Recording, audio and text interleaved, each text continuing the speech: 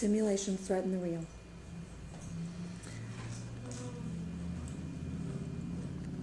Yes, they do, because those people could actually start believing what they're pretending to be. Okay. Give me some examples. Um,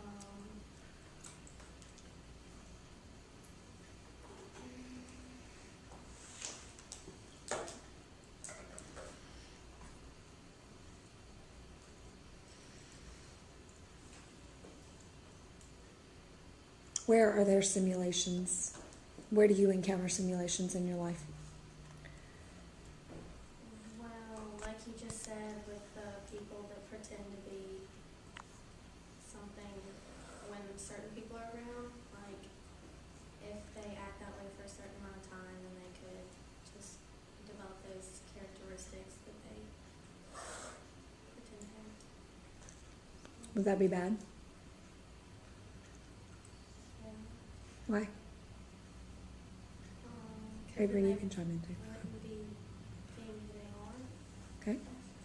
What are the long-standing effects of something like that?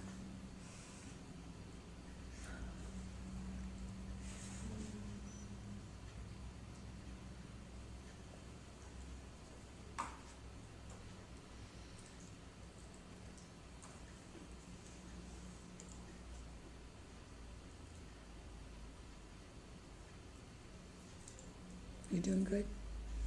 Long-standing effects of changing your behavior, simulating.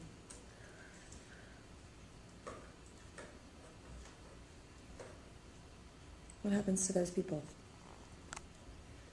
Take a deep breath. Answer the question while I get on.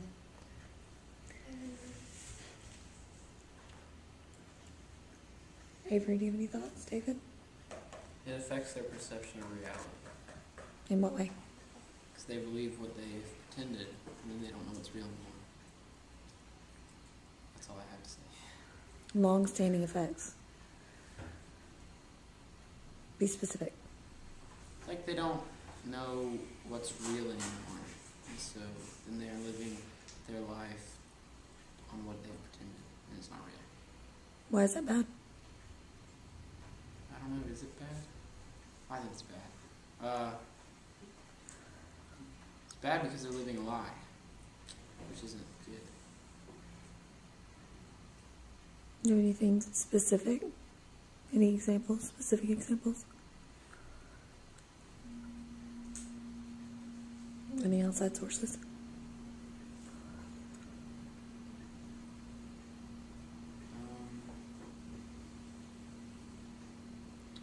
Well, if you pretend to be dumb but you're smart, then you believe you're dumb, and then that could like affect your self. What's that word? Your self. Worth? No. Esteem? Yes, your self-esteem, and so then you'll think worse of yourself, but you're actually really smart. How does that affect your life? Well, it'll decrease your life quality. How? Because then you think bad of yourself, but you're actually good. How does that decrease the quality of your life, though? Because then you're constantly being negative, and that's not good. Avery? I don't think that simulations necessarily like threaten the real. I mean, just because you pretend something doesn't mean that, or saying that like simulating is the same as pretending, sort of. That doesn't mean that that's necessarily going to become who you are. Like just because a little kid plays dress up and pretends she's Cinderella when she's little doesn't mean that her whole life she's not going to do anything but sit inside of her house in a blue gown and think she's Cinderella. I think that simulations more just enhance the real, and that's the same with like the performing arts. If you go and see a play,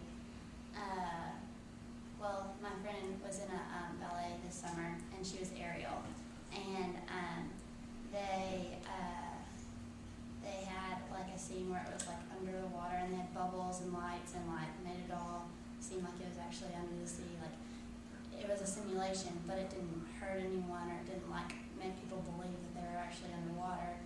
It just enhanced the play, and it enhanced what they saw. Okay.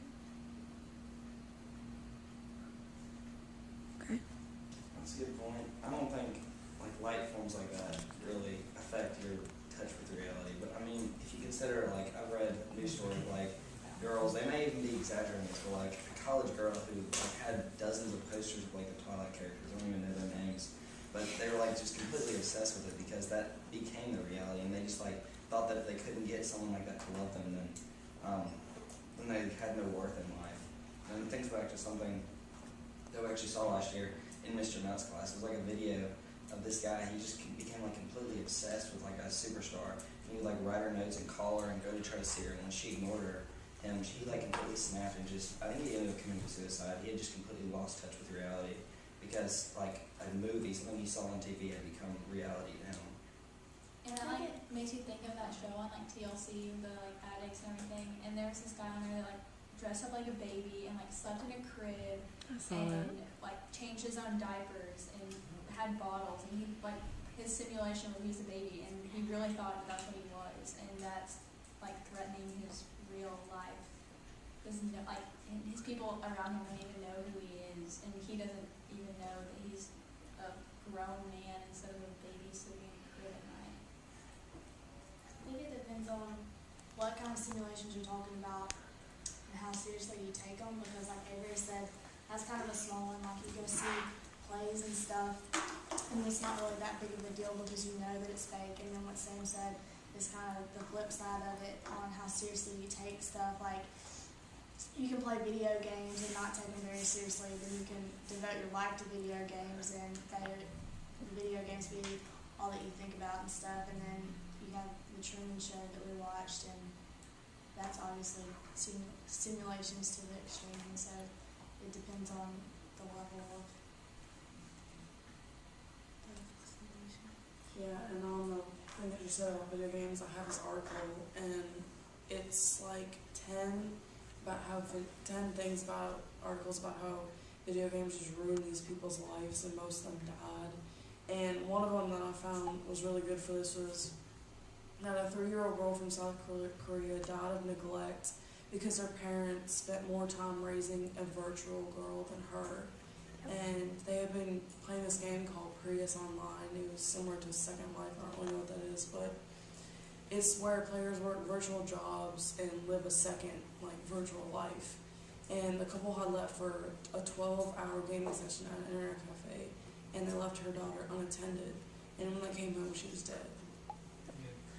I mean, going kind of on, I guess, what they said in video games, and then also something Rachel said earlier about like people's behavior changing, and I guess it depends on the level of simulation, like Farron said. But I know I read something. I was looking at stuff about video games too. I read an article on the Boston Children's Hospital website. It was kind of like a forum question thing, and this guy was asking should he let his kid play like Modern Warfare, like a war game or something, and like games like that. I mean, they're, he had a valid point. They're fun or whatever, but they kind of distort. I